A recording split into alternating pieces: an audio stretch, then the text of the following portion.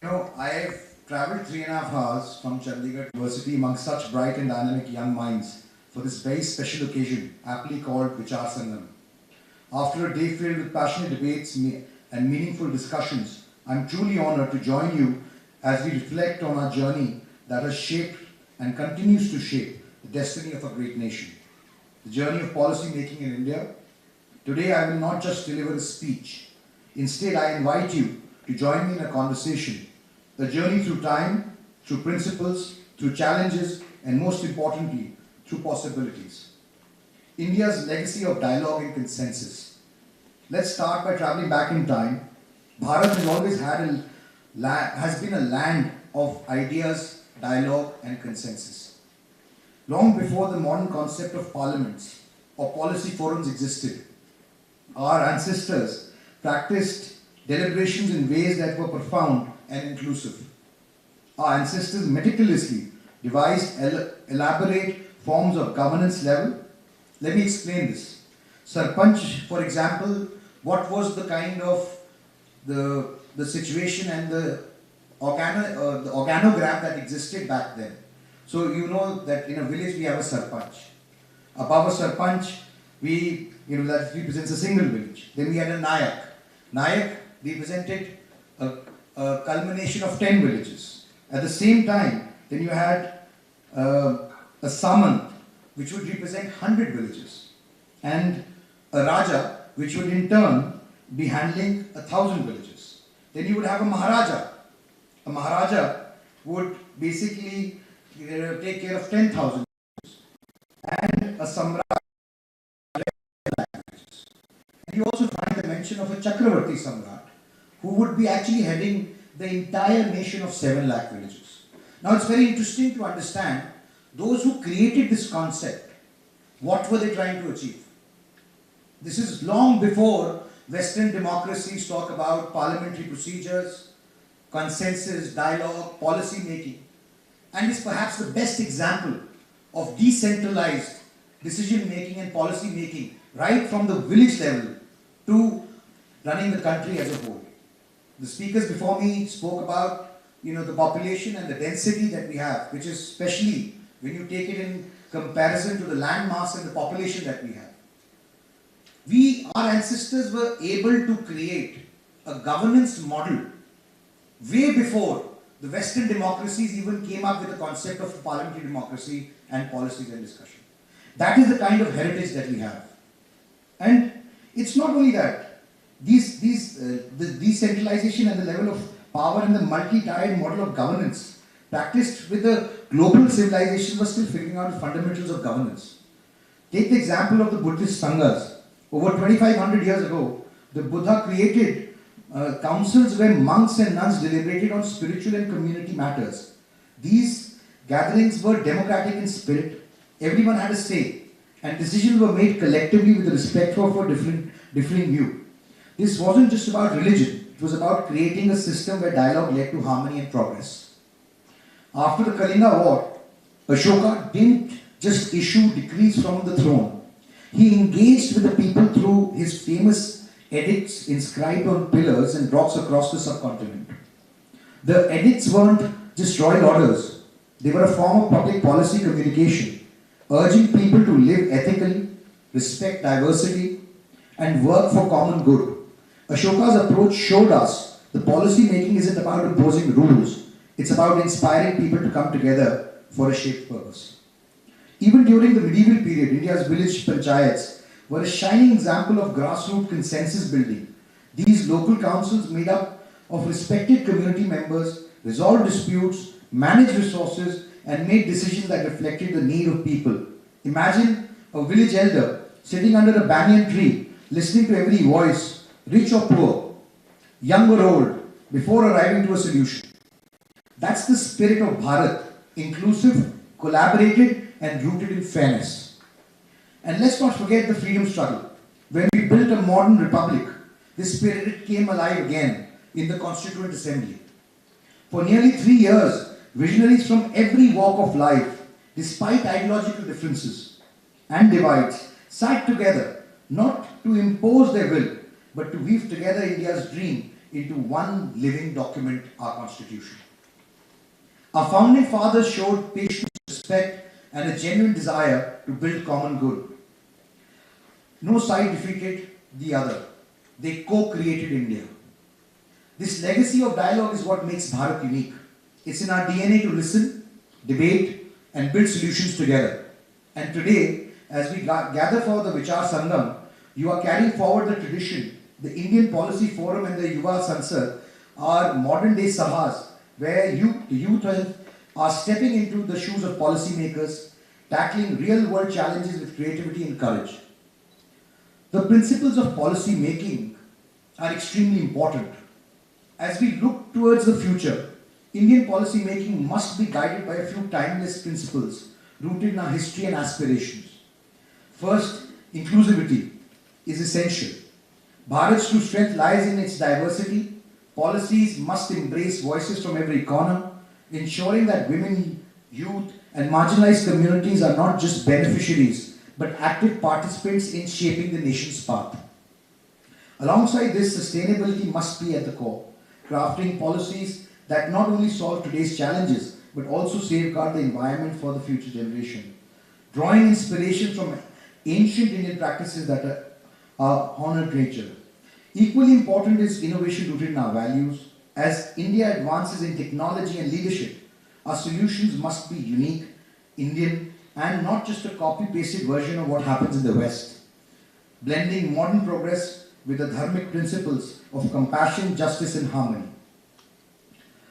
So, policy making is a complex process. A democracy, there is no finite point in a democracy. We evolve towards an optimum form of democracy. And that is a continuous process. There is no one point that we will achieve and say, this is the most optimum form of democracy. And we have to strive together to come to that optimum form. And today, you're talking about one of the most important aspects of it. We're talking about what is the future of policy making and why is it important. Let me tell you why it's important. Today, the policies that are made in India, as a lawmaker, I am saying that I'm going to share some personal experiences with you, will shape the future of this country.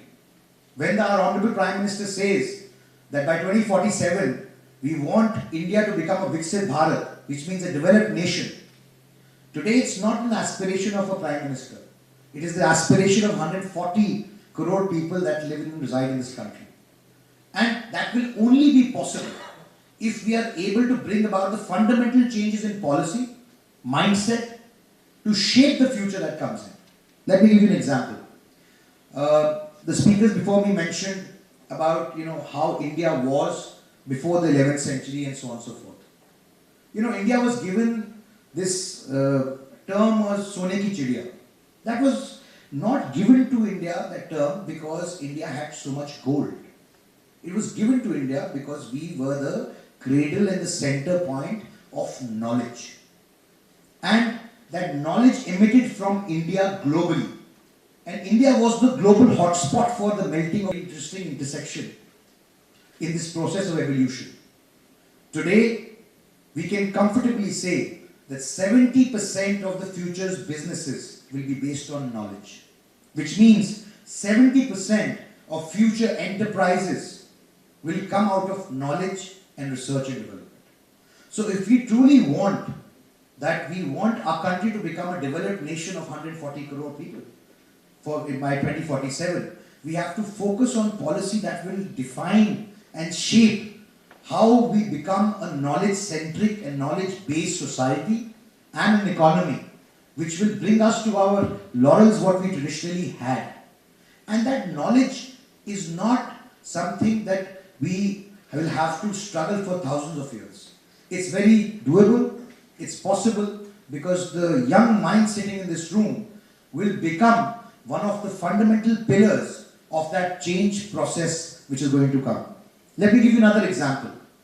I have been a member of parliament for about 2.5 years. Before I joined active politics and political life, I used to run a media company. We published multiple newspapers, we broadcast news channels, have multiple digital sites, and it was a different experience. But when I came to the parliament as a lawmaker, I will share two instances with you.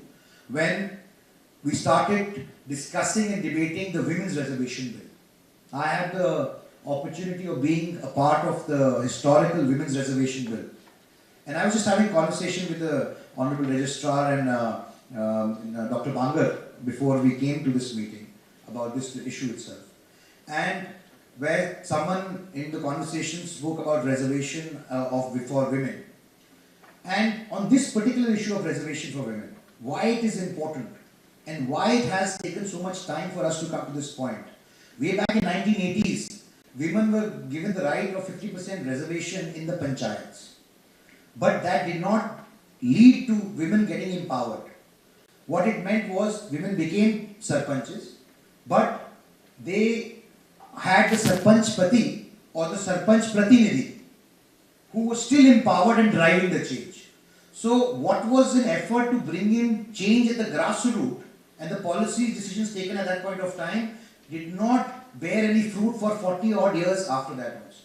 So when this government decided to bring the women's reservation bill, and this bill was brought into Parliament at least 5 occasions from 1998 till now, and it failed the test of the Parliament. Now, it was real courage and determination on the behalf of the government that they fully backed this bill and brought it to fruition. Why and how it is important? Because at some societal levels there is resistance to empower women. And that resistance still stays today, no matter what we do about it.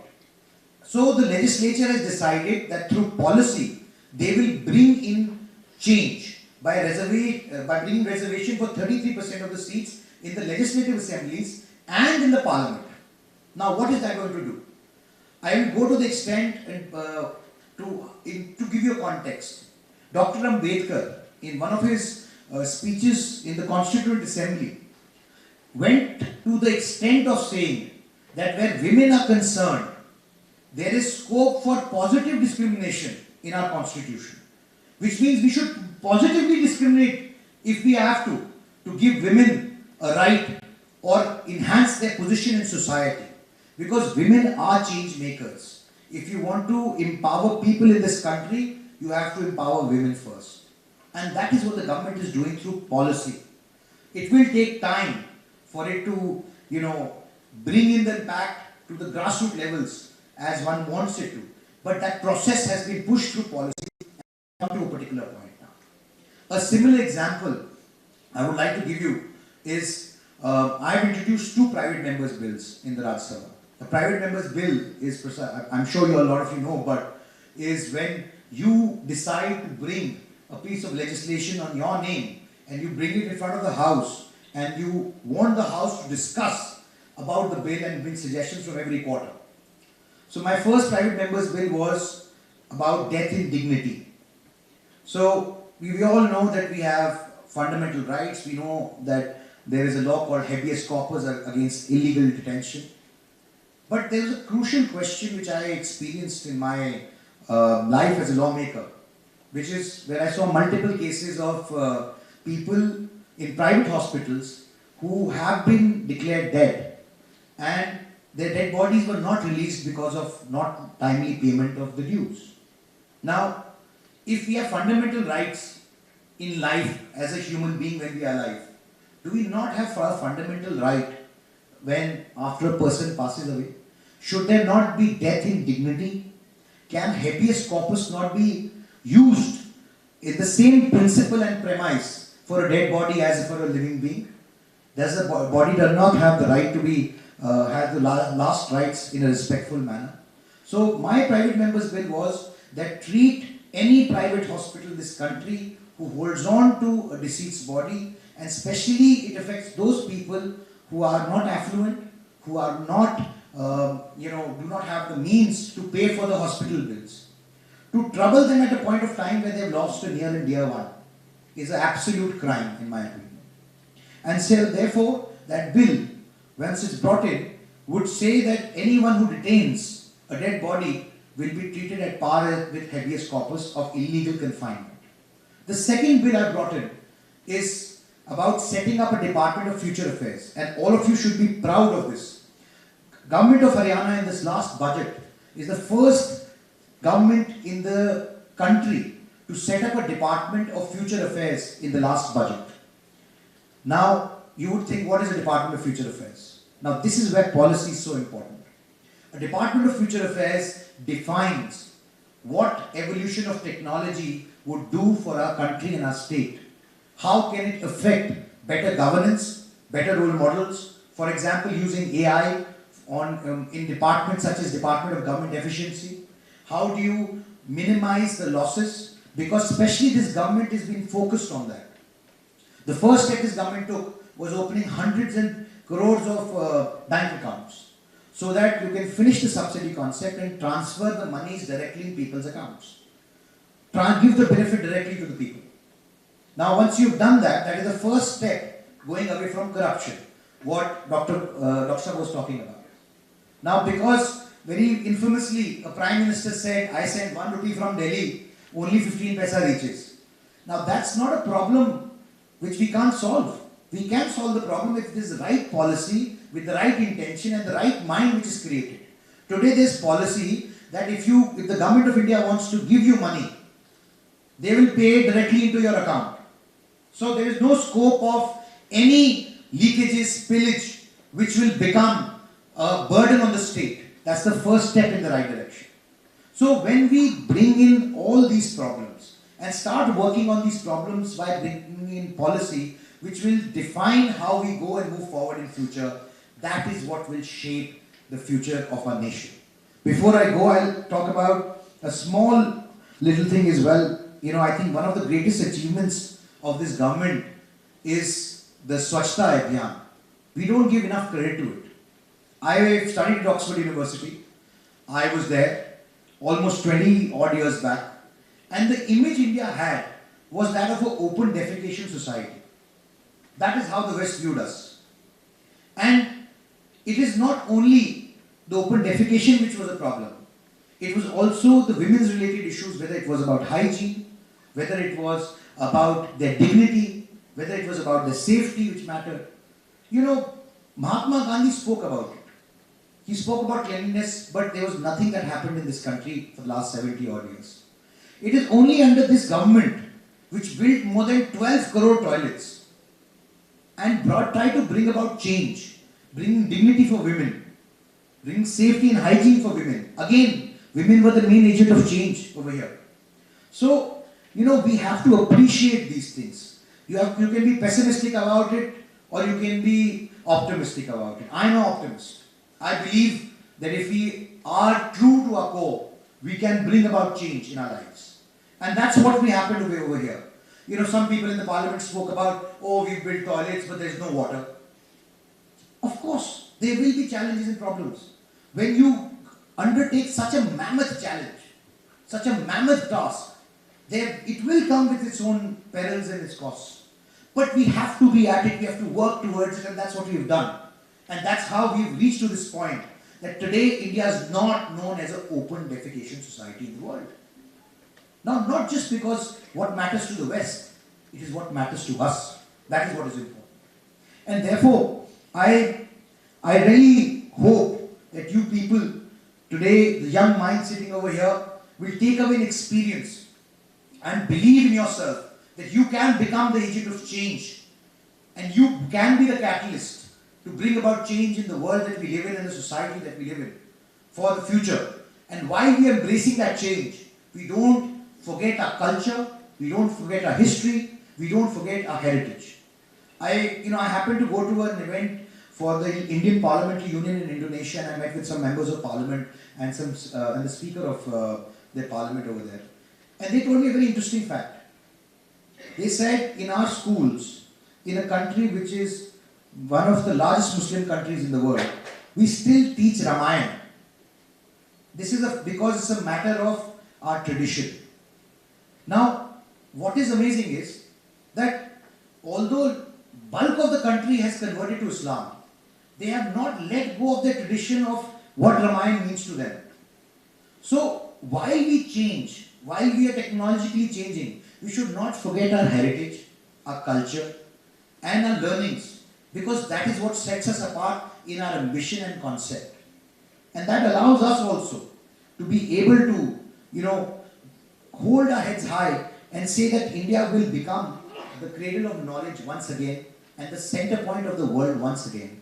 We have an opportunity. We are standing at a watershed moment where if we make the right policies, and especially with the youth, we are the youngest country in the world today. More than 65% of our population is under the age of 35, which means that we have the maximum potential when it comes to the age demographics. If we can bring in that change, then we will be able to achieve this vision of becoming a developed nation by 2047. And the policy makers will have a very, very big role sitting in front of me. You know, let me just close my speech with a remark. In 1947, when India gained independence, the world doubted we could survive as a democracy. We were too diverse, too poor, too divided. But our leaders, ordinary people with extraordinary vision, proved them wrong. They built a constitution, a nation and a dream. Today the world looks at India as a leader, a beacon of hope. You are the heirs to that legacy. The stage is all set, the spotlight is on you, and the script is yours to write. So go out there, deliberate with passion, build consensus with empathy, and create policies that make Bharat shine. The future is in your hands, and I have no doubt that you'll make us proud. Thank you. Jai Hind and Jai Bharat.